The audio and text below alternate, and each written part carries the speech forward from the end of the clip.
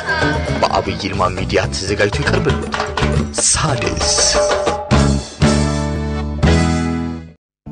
ታላቅ መንፈሳዊ የበረከት ጉዞ ወደ ቅድስት ሀገር ኢየሩሳሌም ጌታችን ከተወለደበት ከቤተልሔም እስከ ስቅለቱ ስፍራ ቀራንዮ ከኤፕሪል 15 እስከ ኤፕሪል 27 በትንሳኤው ብርሃን ታጅበን ጉዞ ወደ ግሪክ ፍጥሞ ደሴት ቲኖስ ማርያም ገዳም ሐዋርያው ቅዱስ ጳውሎስ ያስተማረበት ለቆሮንቶስ ሰዎች መልእክት ያስተላለፈበት ስፍራ እንዲሁም የተለያዩ ገዳማትና ከተማውን ጨምሮ በግሪክ ከሜይ 8 እስከ ሜይ 16 በረከትን እንካፈላለን። ጌታን ከናቱ ጋር ወደ ሰወረችው የሾላ ዛፍ ዘይቱን ማርያም እመቤታችን የተገለጠችበት ገዳም ከመቤታችን ስዕል አድኖ ላይ ቅባ ቅዱስ ወደሚያፈልቀው ስፍራ ወደ ግብጽ ከሜይ 27 እስከ ጁን 6 በመላው ዓለም የምትኖሩ ውድ ኢትዮጵያውያን በጆሮ የሰሙትን ከቅዱስ መጽሐፍ ያነበቡትን በስፍራው ተገኝታችሁ የበረከቱ ተካፋይ ትሆኑ ዘንድ ጥሪያችንን እናቀርባለን።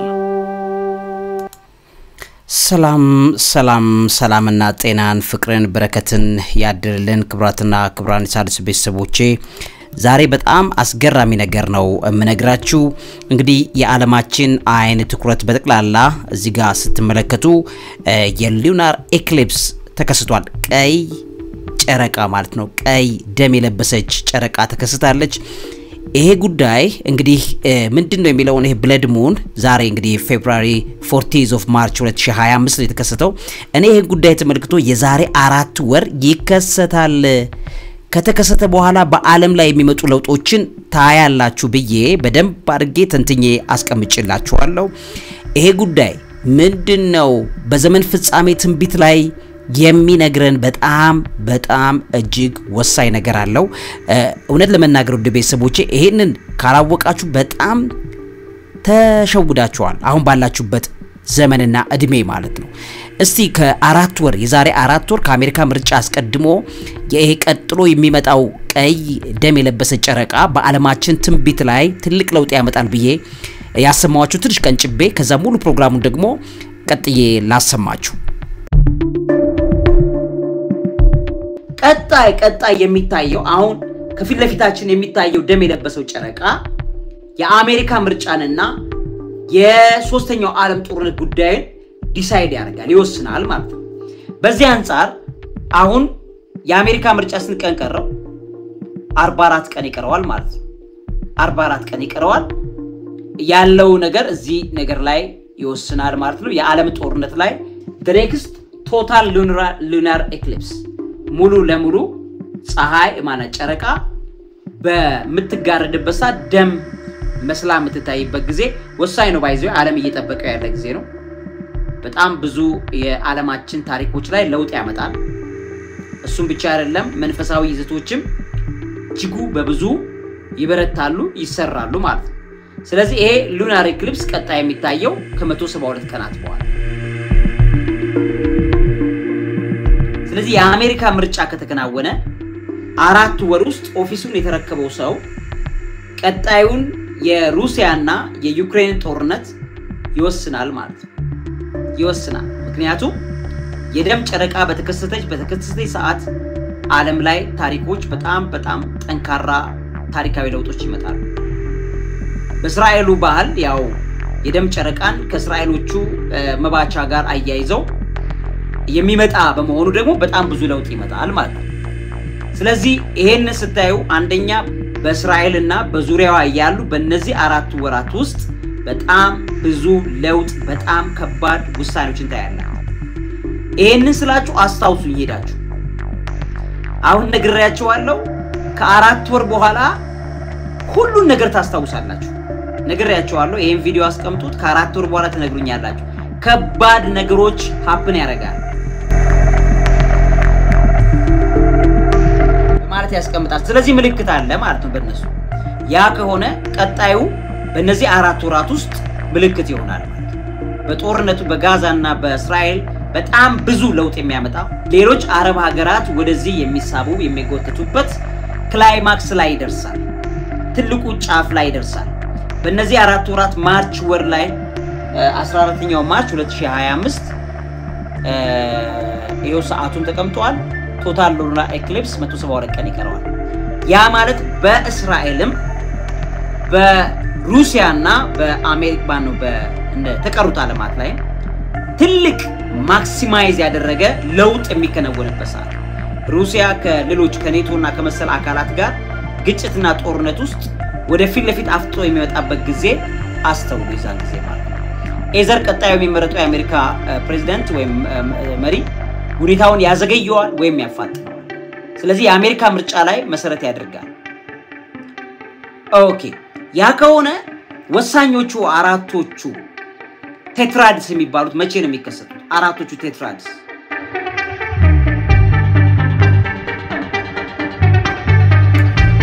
እንግዲህ ክብራትና ክብራን ቤተሰቦቼ ቀደም ብዬ እንደሰማችሁ ቀነጫጭባችሁ ሙሉ ፕሮግራሙን ተሰብታላችሁ ቀጥላችሁ ግን የዛሬ 4 ወር የነገርኳችሁ አሁን ላይ ሆኖ የተመለከታችሁት ብዙ ነገር አለ ለምሳሌ ፕሬዝዳንት ትራምፕ ስልጣን ላይ መጥቷል አሁን ባለበት ሁኔታ ላይ በዩክሬንና በሩሲያ መካከል ያለውን ነገር ለመፈጸም ምን እየተደረገ ነው የዛሬ 4 ወር ግን ይሄን ነግራችኋለሁ እንደገናም በጋዛና በእስራኤል መካከል ያለውን ጦርነት ተመልክቶ አሁን ያለበት ደረጃ ምንድነው የዛሬ 4 ወር ቀዩዋ የደም ጨረቃ በተከሰተች ሰዓት ላይ ሊሆን ስላለው ነገር ቀድሜ ነግራችኋለሁ ቀጥሎስ ምን ይከሰታል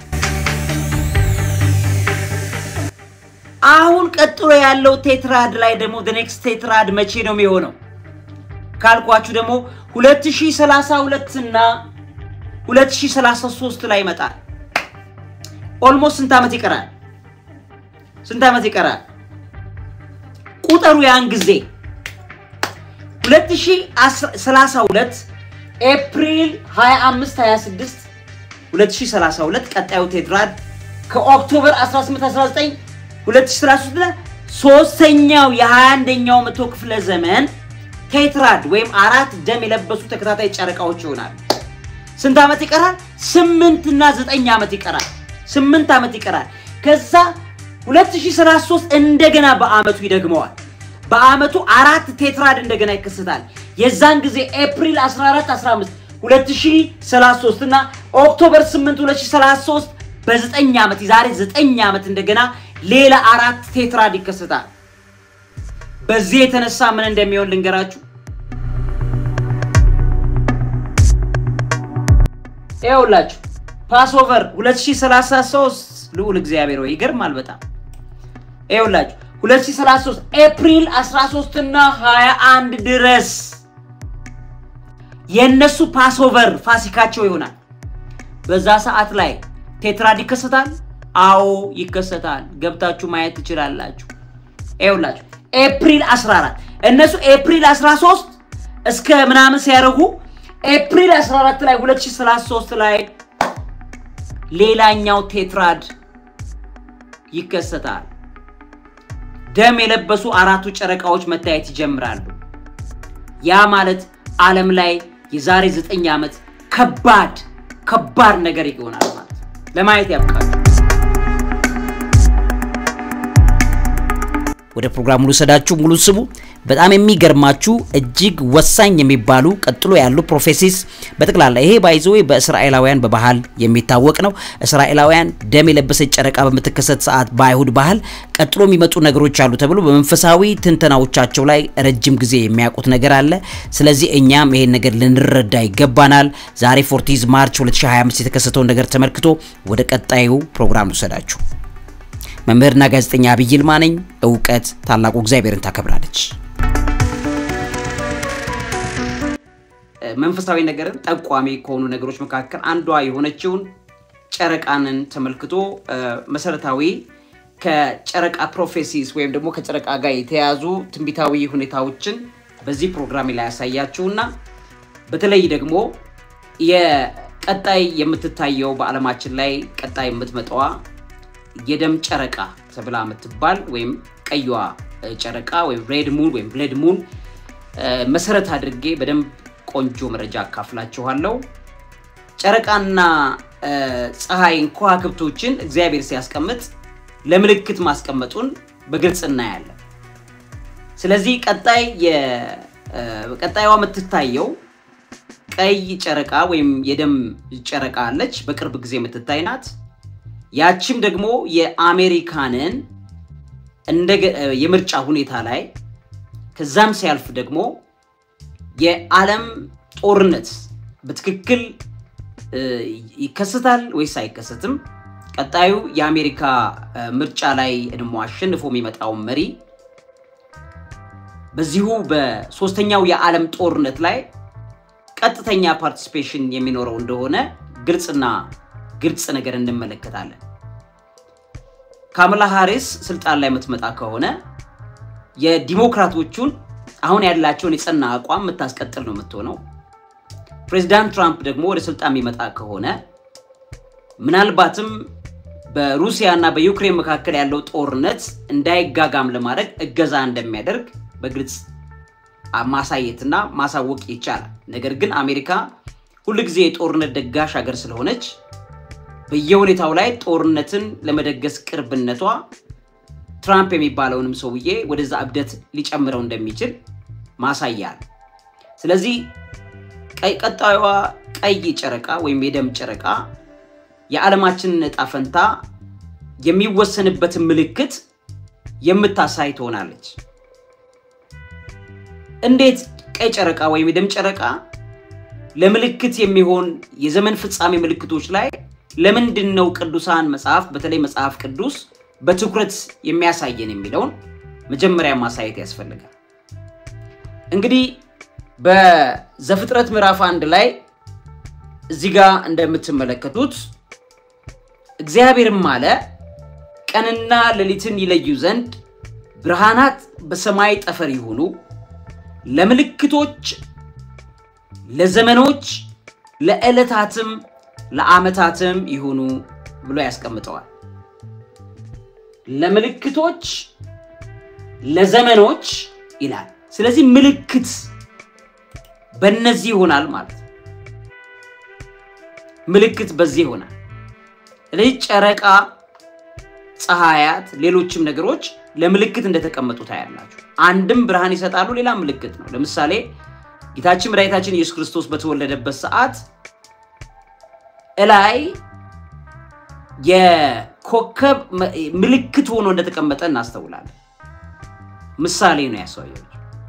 በስቅለቱ ሰዓትም እንዲሁ ጨረቃ፣ ፀሐይ ሲጨልም ምልክት ሆኗል። እንደገናም ደግሞ የሰው ልጅ እንዲህ ያያችሁት እንደሄደ በሰማይ ምልክት ይሆናል። በዚያም ያያየነው እንደሚመጣ ቅዱሳን መጽሐፍ ቅዱስ መንፈሳዊ አባቶቻችን ሁሉም በዚህ ዙሪያ ላይ ያላቸው ትምህርት ይነግሩናል። ስለዚህ ጨረቃ፣ ፀሐይ፣ ከዋክብት በሰማያት ላይ አንድም ለብርሃን ለቀን መለዋወጥ አንድም ደግሞ ለምልክት ሳይን ኤንድ ወንደርስ ይሆናሉ ማለት ነው። ሌላኛው ማሳያ ለምሳሌ በሉቃስ ወንጌል ምዕራፍ 21 ቁጥር 23 ላይ በዚያን ወራት ለእርጉዞችና ለሚያጠቡ ወዮላቸው፣ የዘመን ፍጻሜን ሲነግረን ማለት ነው። ወዮላቸው ታላቅ ችግር በምድር ላይ በዚህም ህዝብ ላይ ቁጣ ይሆናልና፣ በዚህም ህዝብ ላይ ቁጣ ይሆናል። የዘመን ፍጻሜ ላይ በሰይፍ ስለት ይወድቃሉ፣ ወደ አሕዛብ ሁሉ ይማረካሉ። የአሕዛብም ዘመን እስኪፈጸም ድረስ ኢየሩሳሌም በአሕዛብ የተረገጠች ትሆናለች። ይሄ ምልክት ነው። የአሕዛብ ዘመን እስኪፈጸም ድረስ ኢየሩሳሌም በአሕዛብ የተረገጠች ትሆናለች። እስከ 1948 ድረስ ምን ያህል ችግር እንደነበረ ታውቃላችሁ። ኢየሩሳሌምም ምን ያህል በዚህ እንደተረገጠች ይታወቃል። ከዛ እንዲህ ይላል ቁጥር 25 ላይ በፀሐይና በጨረቃም በከዋክብትም ምልክት ይሆናል ይላል።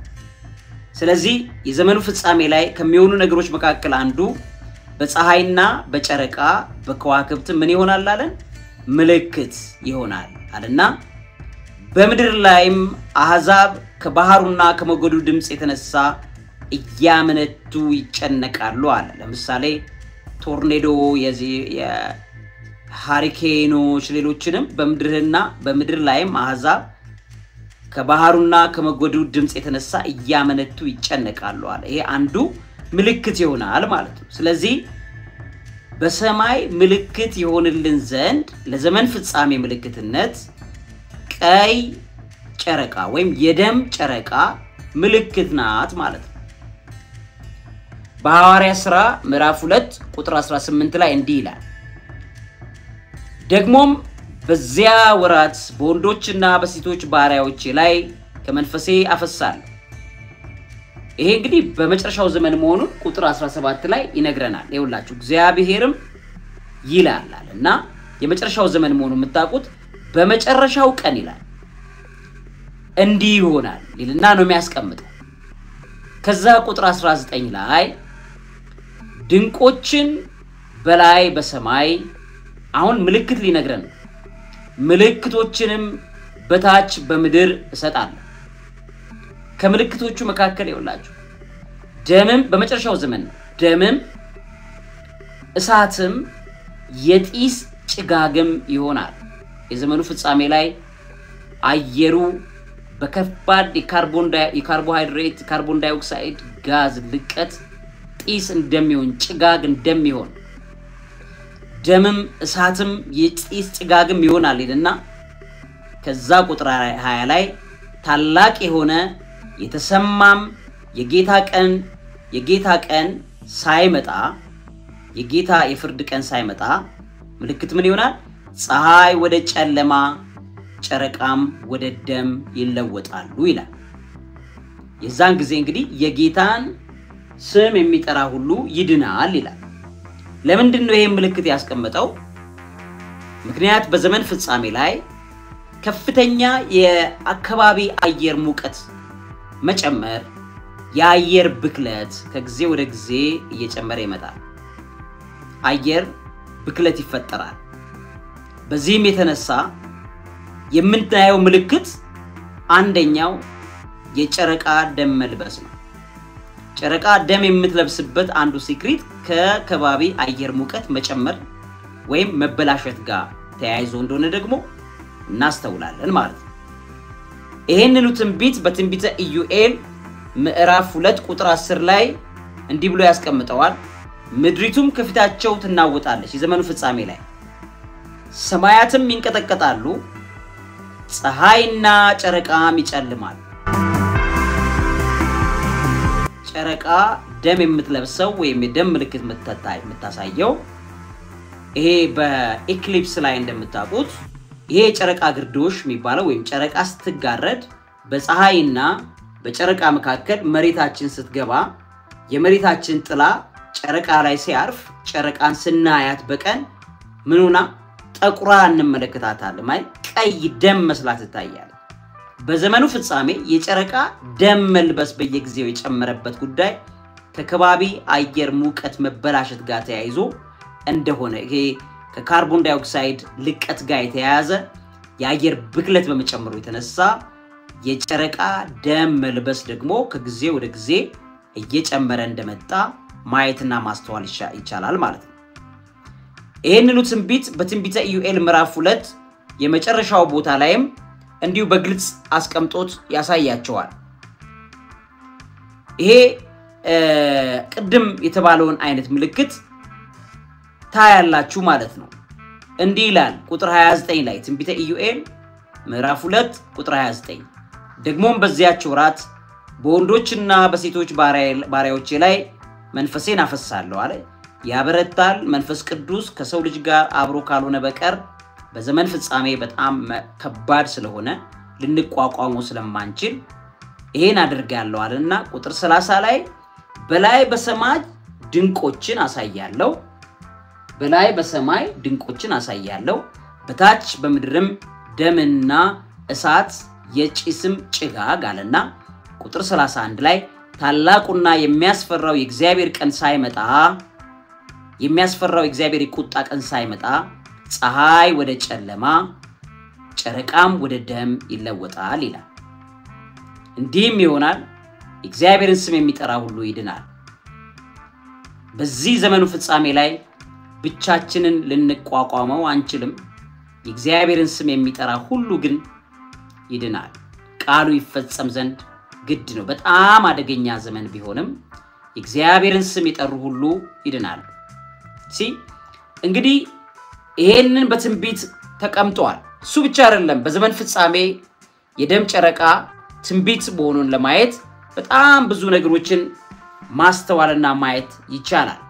ለምሳሌ በትንቢተ ኢሳይያስ ምዕራፍ 13 ቁጥር 9 ላይ እነሆ ምድሪቱን ባድማ ሊያደርግ ኃጢአተኞቿንም ከእርሷ ዘንድ ሊያጠፋ ጨካኝ ሆኖ በመዓትና በጽኑ ቁጣ ተሞልቶ የእግዚአብሔር ቀን ይመጣል።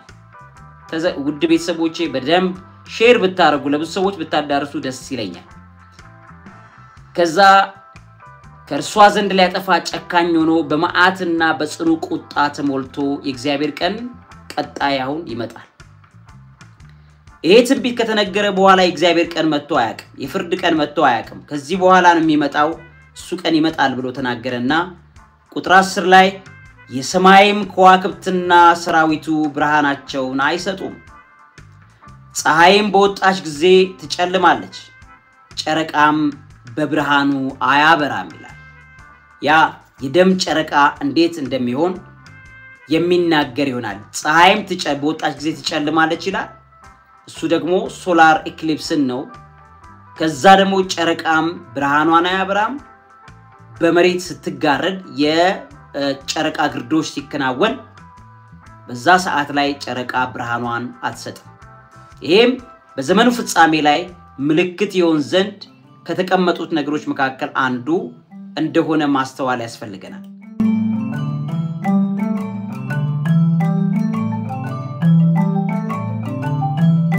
በዮሐንስ ራእይ ላይም እንዲሁ ተቀምጧል። በዮሐንስ ራእይ ምዕራፍ 6 ላይ ውድ ቤተሰቦቼ ከቻላችሁ ላይክ አርጉ ለሰዎች አዳርሱልን፣ ሼር አድርጉት።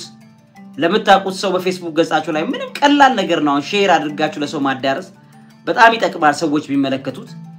በዮሐንስ ራእይ ምዕራፍ 6 ቁጥር 10 ላይ 5ኛ ቁጥር 9 ላይ እዚህ ጋር እንደምታዩት ቁጥር 9 5ኛው ማህተም በተፈታ ጊዜ ስለ እግዚአብሔር ቃልና ስለ ጠበቁት ምስክር የታረዱትን የሰዎች ነፍሳት ከመሰዊያ በታች አየሁ። ቁጥር 10 በታላቅም ድምጽም እየጮሁ ቅዱስና እውነተኛ ጌታ ሆይ እስከመቼ ድረስ አትፈርድም? ስሙ በጣም ብዙ የታረዱ ሰዎች ነው። በዚህ ዘመን ላይ ብዙ ሰው እየተጨፈጨፈ እየተገደለ ነው ያለ። ይሄ ክፉ ዘመን ነው ያለነው። በዘመን ፍጻሜ ነው። ሞት ረክሷል። ሰው እርስ በርስ እየተገዳደለ ነው። መንግስት ህዝብ ይገድላል፣ ህዝብ ከመንግስት ጋር ይገዳደላል፣ ሀገር ከሀገር ጋር፣ ህዝብ ብሔር ከብሔር ይገዳደላል። ጨካኝ ዘመን ላይ ነው ያለነው። የታረዱትን የሰዎችን ነፍሳት ከመሰዊያ በታች አየሁ ይልና ቁጥር 10 ላይ በታላቅም ድምጽ እየጮሁ ይላል። በታላቅም ድምጽ እየጮሁ ቅዱስና እውነተኛ ጌታ ሆይ እስከመቼ ድረስ አትፈርድም? ደማችንንስ በምድር በሚኖሩት ላይ እስከመቼስ አትበቀልም አሉ። እያንዳንዳቸው ነጭ ልብስ ተሰጣቸው፣ እንደነርሱም ደግሞ ይገደሉ ዘንድ ያላቸው የባሪያዎች ባልንጀራዎችና የወንድሞቻቸው ቁጥር እስኪፈጸም ድረስ ገና ጥቂት ዘመን እንዲያርፉ ተባለላቸው። 6ኛው ማህተም በተፈታ ጊዜ አየሁ። ታላቅም የምድር መናወጥ ሆነ፣ ፀሐይም እንደማቅ ጠጉር ጥቁር ሆነ፣ ጨረቃም በሞላው እንደ ደም ሆነ ይላል። ይሄ ደግሞ የፀሐይን ግርዶሽ የጨረቃን ግርዶሽ እነዚህ በመጨረሻዎቹ ዘመናት ተደጋግመው የሚከሰቱ መሆናቸውን ይታያል። በጥንት ዘመናት ላይ እንብዛም አይደጋገሙም። አሁን በመጨረሻው ዘመን ላይ ግን በጣም በተደጋጋሚ ይሄ ምልክት እየበዛ ይገኛል። ገብታችሁ ብታጠኑ ከፍተኛ ድግግሞሽ ያለው በእነዚህ ዘመናት መሆኑን ለሳይንስ ራሱ በጣም የሚያስገርመው ነው የሚሆነው። አሁን ይሄ ባለበት ደረጃ እንዳለ ነው። በማቴዎስ ወንጌልም እንደዚሁ ምዕራፍ 24 ቁጥር 29 ላይ በዚያች ወራት በኋላ ወዲያው ፀሐይ ጨልማል፣ ጨረቃም ብርሃኗን አትሰጥም፣ ከዋክብትም ከሰማይ ይወድቃሉ፣ የሰማይ ኃያላት ይናወጣሉ። በዚያን ጊዜ የሰው ልጅ ምልክት በሰማይ ይታያል። በዚያን ጊዜ የምድር ወገኖች ሁሉ ዋይ ዋይ ይላሉ። የሰው ልጅም በኃይልና በብዙ ክብር ጌታችን መድኃኒታችን ኢየሱስ ክርስቶስ በሰማይ ደመና ሲመጣ ያዩታል ይላል። ከዛ ቁጥር 31 ላይ መላእክቱም ከታላቅ መለከት ድምጽ ጋር ይልካቸዋል ብሎ ያስቀምጠዋል። እነዚህ ምልክቶች በሰማያት የሚሆኑት በመጨረሻ ዘመን ላይ መሆኑን እናያለን። ይሄ እንዳለ ሆኖ አሁን እነዚህ የፀሐይ ግርዶሽ ማለት የጨረቃ ግርዶሽ ቀይ ጨረቃን ወይም ደም የለበሰ የጨረቃ ቀለምን በሰማያት ላይ የሚያሳየን ተከታዩ ጊዜ ለሶስተኛው የዓለም ጦርነት የሚኖረውን ውሳኔ ወይም ደግሞ ትንቢታዊ ውሳኔ በምልክት ያስቀምጥልን ዘንድ እናስተውላለን ማለት ነው።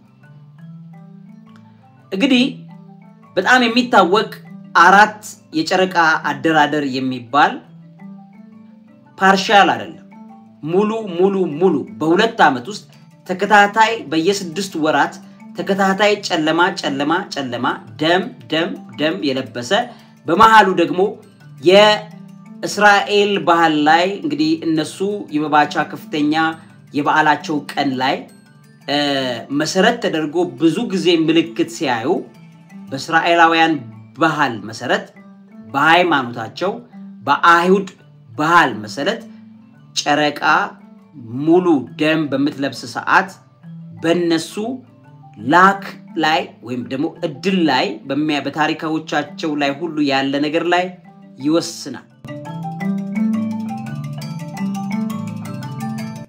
በተለይ የፋሲካ ወይም ፓስኦቨር ጋር በሚገጣጠም ሰዓት ይሄ የበዓላቸውን መሰረት አድርገው የነሱን ደግሞ እጣፈንታ ይወስንባቸዋል በጣም በተደጋጋሚ።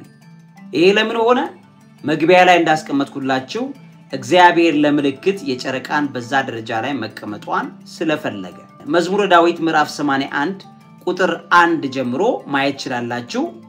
በረድኤታችን በእግዚአብሔር ደስ ይበላችሁ ይልና ለያዕቆብም አምላክ እልል በሉ፣ ዝማሬውን አንሱ፣ ከበሮውን ስጡ፣ ደስ የሚያሰኘውን በገና ከመሰንቆ ጋር ይላል።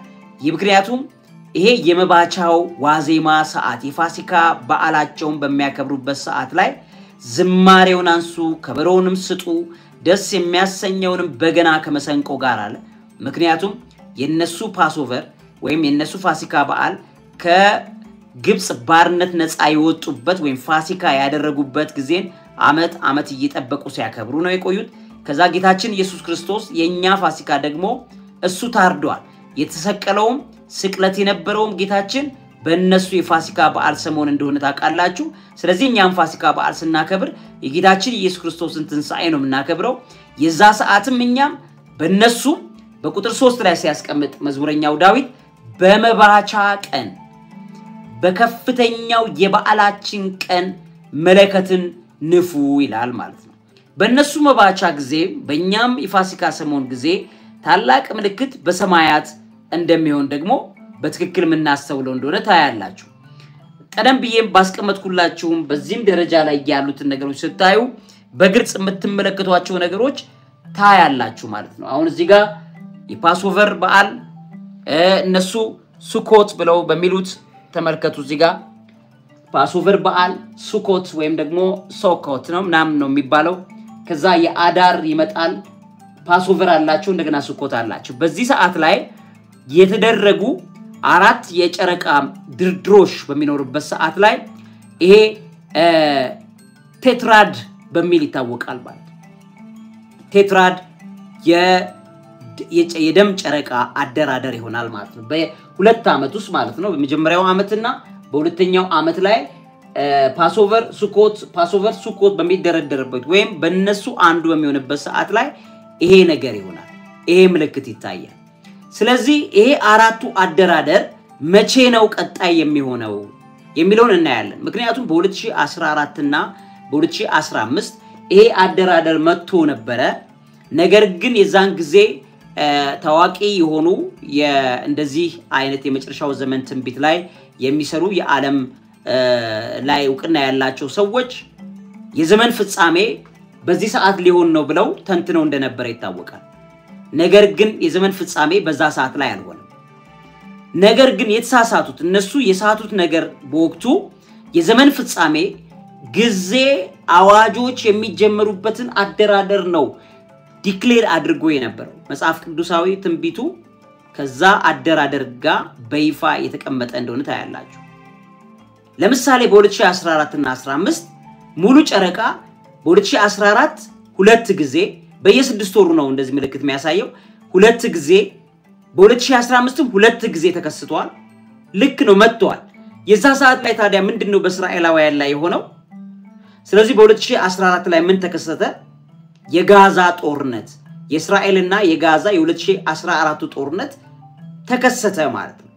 ስለዚህ አሁንም ቀጥሎ የ2025 ላይ በማርች ወር ላይ ይከሰታል። ውድ ቤተሰቦቼ አንዱ ነው የሚከሰተው ግን አራቱ ድርድሮች አይደለም። አራቱ ድርድሮች ሲከሰት ግን ከባዱ ትንቢት ይፈጸማል ማለት ነው። አሁን ይሄውላችሁ እዚህ ጋር ነው የምትሆነው ጨረቃ። እዚህ ጋር ፀሐይ አለች። በፀሐይና በጨረቃ ጨረቃ መሬትን እየዞረች ነው የምትሄደው በየቀኑ ደግሞ መሬት ጨረቃን ይዛ እንዲህ እየተሽከረከረች 365 ጊዜ ዞራ ስትመጣ አመት ይሞላል ማለት ነው። በዚህ አይነት ሁኔታ ላይ በየ6 ወሩ ተመሳሳይ ግርዶሽ የመከሰት እድል አለ ማለት ነው። አሁን ይሄ በሚሆንበት ሰዓት ከየመሬት ልክ የፀሐይ ብርሃን ይመጣና መሬት ላይ አርፎ ቀጥሎ ሻዶ ወይም ጥላው ጨረቃ ላይ በሚያርፍ ሰዓት ጨረቃንኛ ምናያት በማታ ደም ለብሳ ነው ምናያት ማለት ነው። የዚህ ሰዓት ላይ ሁለት አይነት ጥላ ነው ያለው። አንዱ ድቅድቅ ያለው ጥላ ያርፍባታል። ሁለተኛው ደግሞ ላላ ያለው እዚህ ጋር የምታዩት ድቅድቅ ያለው ጨለማ በሚያርፍበት ሰዓት በጣም ቀይ ትሆናለች። ያ ደግሞ ከአየር ብክለት ጋር የተያያዘ ስለሆነ እንግዲህ እንደምታውቁት ሪፍራክሽን ምናምን ብዙ ነገር አብሮታል። ለዛ ጋር የሬድ ላይት ቀይ ብርሃን መንጸባረቅ ይሄ የቀይ የብርሃኑ ዶሚኔት ማድረግ የሰማያዊ ቀለም ወይም የሰማያዊ ሰማይ ላይ የሚንጸባረቀው ቀለም እጥረት መከሰት እነዚህ ነገሮች የሚያመጡት ናቸው።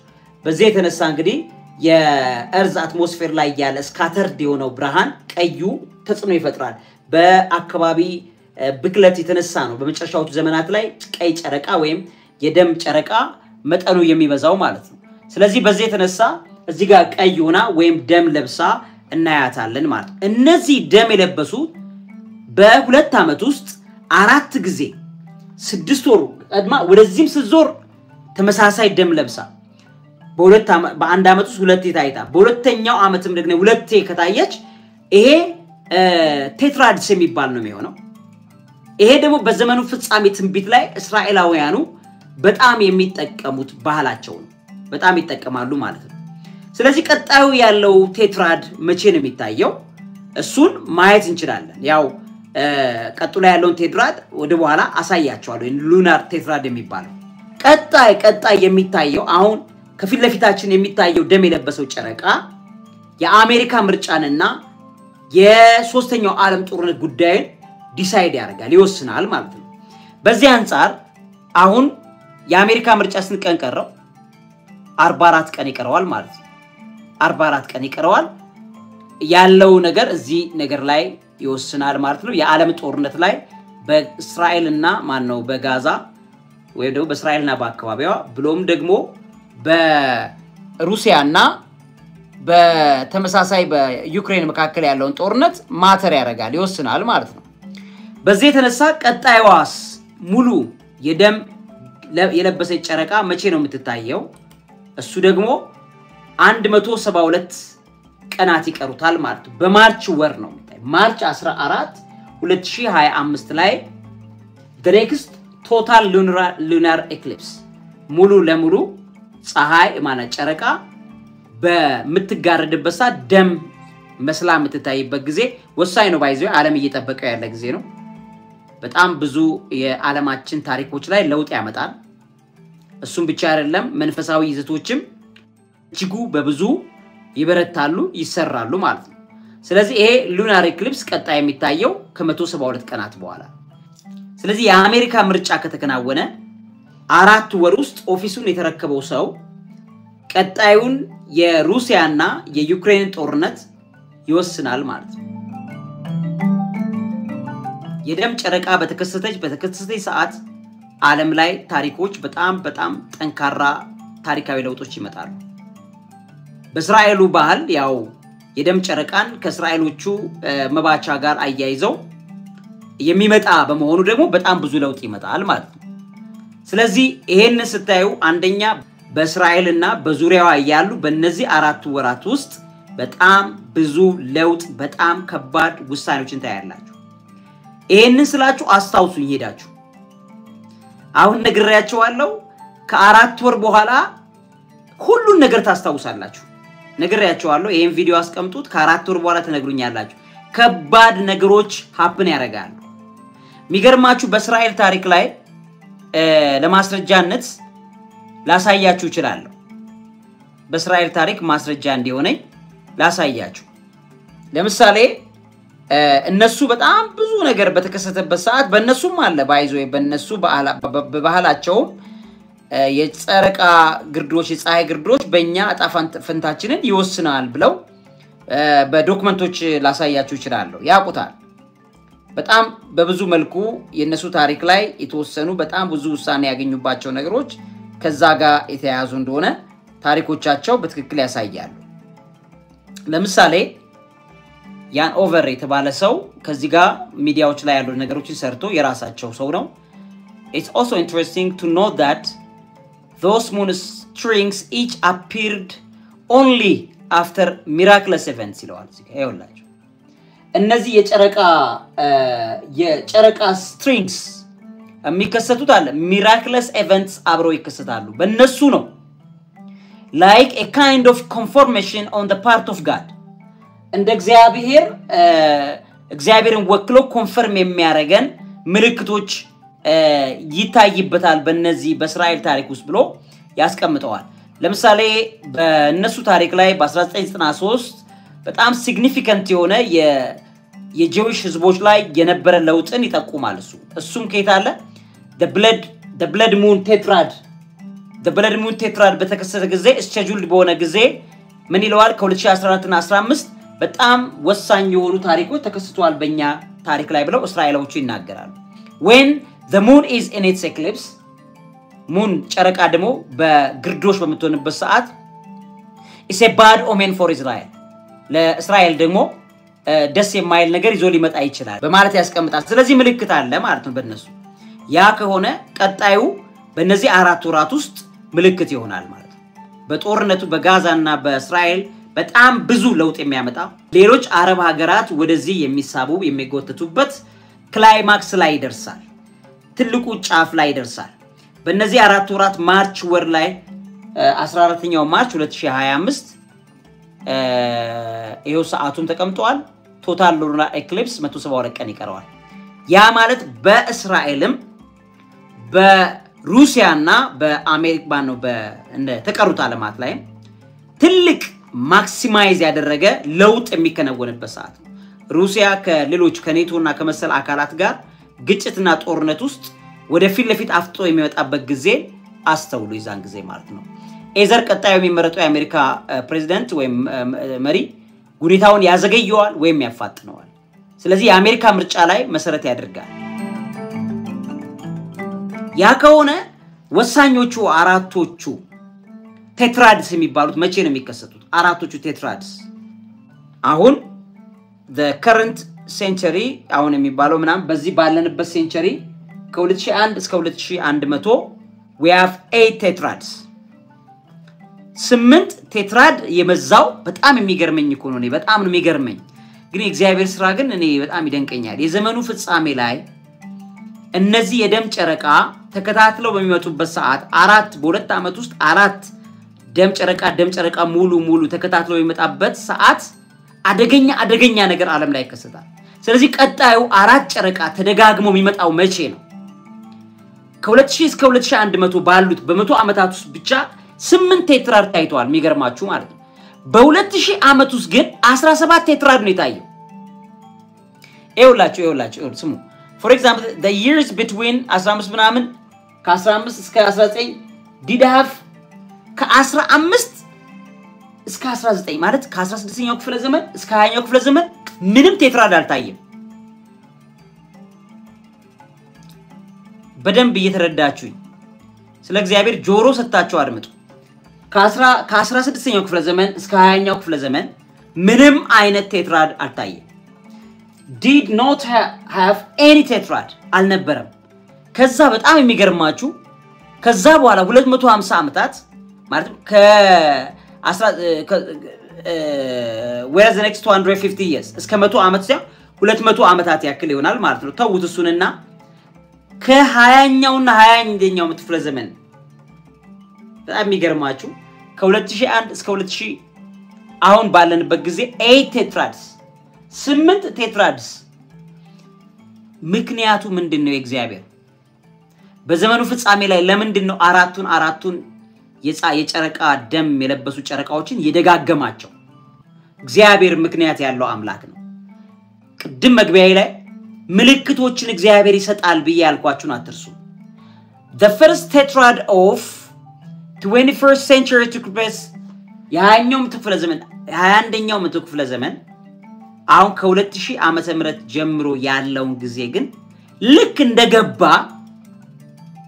ከ16ኛው እስከ 20ኛው ክፍለ ዘመን ምንም አልታየም 21ኛው ክፍለ ዘመን እንደገባ ግን ወዲያው በ2003 እና 4 ግን የመጀመሪያው ቴትራድ 4 ደም የለበሱ ጨረቃዎች ታዩ ተከታትለው ማለት ምልክት ታየ ማለት ነው እግዚአብሔር ከዛ በ2014 እና 15 እንደገና ባለፈው ያልኳችሁ የጋዛን ጦርነት የቀሰቀሰው ሄዳችሁ 2000 ላይ ስታዩ ከ2000 በኋላ 2003 2004 ላይ ምን ተከናወነ ዓለም ላይ ሚድል ኢስት ጦርነት የኢራቅ ጦርነት የምናምን የተከሰተው ከዛ በኋላ ነው የሴፕቴምበር 11 ያሸባሪው ጥቃት ተፈጸመ ከዛ በኋላ ተከታትሎ አሜሪካዎቹ ወደ መካከለኛው ምስራቅ ገቡ ዓለም ቅርጿን ብጥብጥ አርገው እምታዩትን ነገር ሁሉ ፈጁ ከዛ 2011 ላይ የአረብ አብዮት ተከሰተ 2014 እና 15 ላይ ቴትራዱ ታየ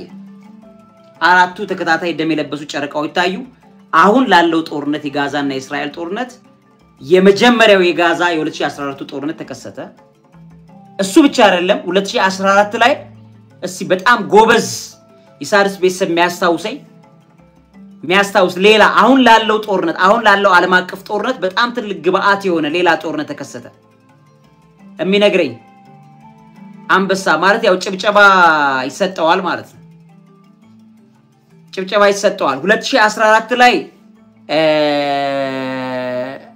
በጣም ሚገርም አሁን ላለው የእስራኤልና የጋዛ ጦርነት 2014 ላይ አደገኛ ጦርነት መነሻ ሆነ ሐማስ የዛን ጊዜ የነበረውን ዲል ስምምነት ጥሶ ነው አሁን ላለው ነገር የተከሰተው የሚል ነው እሺ 2014 ላይ ሌላ እንደገና ይሆናል አሁን ላለው የዓለም ጦርነት ሚነግረኝ የዩክሬን አንበሳ የሩሲያ ዩክሬን 2014 ራሺያ ዩክሬን ኢንቬንሽን ተከሰተ በቃ ኮንሳይደስ ነው አሁን ይሄ ዝም ብሎ የተከሰተ ይመስላል አይደለም የዩክሬንና የሩሲያ ወረራ በዛው አመት ላይ ሆነ አሁን ደግሞ ይኸውላችሁ ስለዚህ የ2014 አሁን ላለው የሩሲያና የዩክሬን ጦርነት ግልጽ የሆነ ግብአት ሆኗል የ2014 የጋዛ ጦርነት አሁን ላለው ጦርነት ለእስራኤልና ጋዛ ጦርነት ግልጽ ግብአት ሆኗል ዝም ብሎ የሆነ ይመስላል ለጎግ ማጎግ ጦርነት መሰናጃ 2014 ወሳኝ ነበር ስለዚህ 2014 እና 15 ላይ የመጀመሪያው ቴትራድ ተከሰተ አልኳችሁ የመጀመሪያው ቴትራድ ተከሰተ ሁለተኛው ቴትራድ ተከሰተ 2003 እና 2004 ደግሞ የኢራቅና ምናምን ጦርነት ነበረ አሁን ቀጥሎ ያለው ቴትራድ ላይ ደግሞ the next ቴትራድ መቼ ነው የሚሆነው ካልኳችሁ ደግሞ 2032 እና 2033 ላይ ይመጣል almost ስንት አመት ይቀራል ቁጥሩ ያን ጊዜ 2032 ኤፕሪል 25 26 2032 ቀጣዩ ቴትራድ ከኦክቶበር 18 19 2033 ሶስተኛው የ21ኛው መቶ ክፍለ ዘመን ቴትራድ ወይም አራት ደም የለበሱ ተከታታይ ጨረቃዎች ይሆናል ስንት ዓመት ይቀራል 8 እና 9 ዓመት ይቀራል 8 ዓመት ይቀራል ከዛ 2033 እንደገና በአመቱ ይደግመዋል በአመቱ 4 ቴትራድ እንደገና ይከሰታል የዛን ጊዜ ኤፕሪል 14 15 2033 እና ኦክቶበር 8 2033 በ9 ዓመት ይዛሬ 9 ዓመት እንደገና ሌላ 4 ቴትራድ ይከሰታል በዚህ የተነሳ ምን እንደሚሆን ልንገራችሁ ከ2033 እና ከ2032 እና ከ2033 ቴትራዶች ወይም ደግሞ 4 የደም የለበሱ ጨረቃዎች የፋሲካ በዓል የሚሆነው ደግሞ በ2033 ኤፕሪል ወር ላይ ነው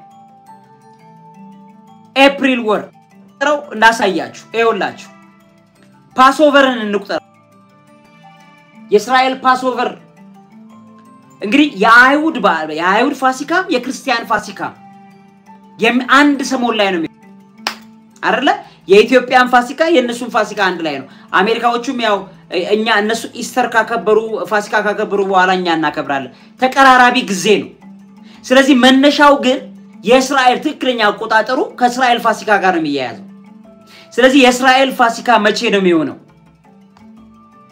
ይኸውላችሁ 2033 ይኸውላችሁ ፓስኦቨር 2033 ልዑል እግዚአብሔር ወይ ይገርማል በጣም ይኸውላችሁ 2033 ኤፕሪል 13 እና 21 ድረስ የነሱ ፓስኦቨር ፋሲካቸው ይሆናል በዛ ሰዓት ላይ ቴትራድ ይከሰታል አዎ ይከሰታል ገብታችሁ ማየት ትችላላችሁ ይኸውላችሁ ኤፕሪል 14 እነሱ ኤፕሪል 13 እስከ ምናምን ሲያረጉ ኤፕሪል 14 ላይ 2033 ላይ ሌላኛው ቴትራድ ይከሰታል ደም የለበሱ 4 ጨረቃዎች መታየት ይጀምራሉ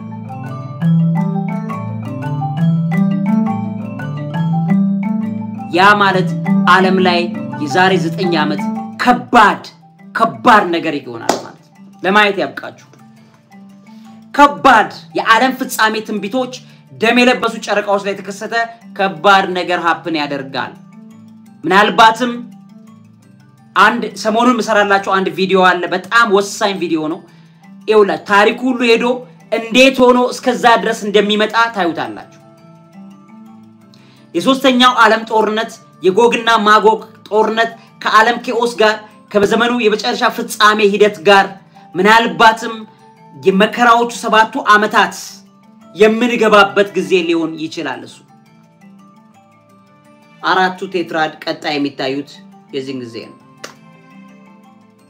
4 ደም የለበሱ ጨረቃዎች ግባና አንብብ ግቡና ይኸው እዚህ ጋር ስክሪን ሪከርድ ያረኩላችሁ አለ እየገባችሁ መልሳችሁ ቪዲዮን ያያያችሁ አጥኑት ማስታወሻ ጻፉ ፕሊዝ አንድ ቀን እነዚህ ቪዲዮዎችን ልታጧቸው ይችላልላችሁ አንድ ቀን ደግሞ እኔ ምድር ላይ ላልኖር ይችላልለው እንደገናም ደግሞ በትክክለኛ ነገሮችን ተንትኖ በውስጥም የሚነግራችሁ አካልም እንደዚህ እንዳሁኑ ተጋፍጠን መስራት ማንችልበትም ሁኔታ ሊከሰትም ይችላል ማስታወሻ እየጻፋችሁ አጥኑት ያለነው ከባድ የዘመን ፍጻሜ እድሜውስ በመሆኑ እየነቃችሁ እየበረታችሁ እንድትተጉ የሳድስ ቤተሰቦች ልመክር እወዳለሁ እኔ እንደሆነ ገብቶኝ ነው ምኖረው ደስ ብሎኝ ገብቶኝ አምሮዬ በደንብ በቃ ያንዳንዱ ደስ ብሎኝ ነው ምኖረው ቢዝነሴን አቋርጬ አላቀም ቢዝነስ ሰራለው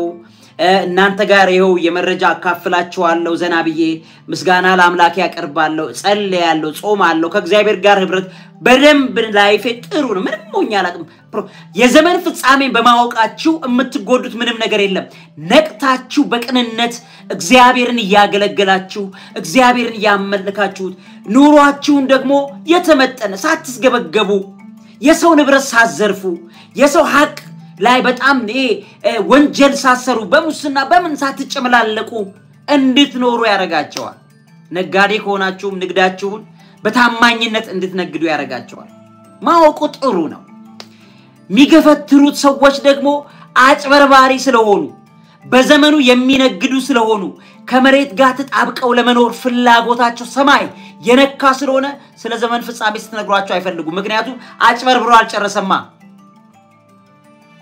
እናንተ ግን ነቅታችሁ ኑሩ ውድ ቤተሰቦች ይሄን ቪዲዮ ደግማችሁ ከቻላችሁ እዩት ከቻላችሁ ለምታቋቸው ለምትወዷቸው ሰዎች በማስታወሻነት ያዙት ነገ ዩቲዩብ ሊያግደው ይችላል ደግሜ ላላወራላችሁ ይችላል አይታወቅም የሚሆነው ነገር እግዚአብሔር ምስክሬን ይሄን በማስታወሻነት ያዙት በጣም ወዳችኋለሁ አብዝቼ ያከብራችኋለሁ ውድ ቤተሰቦቼ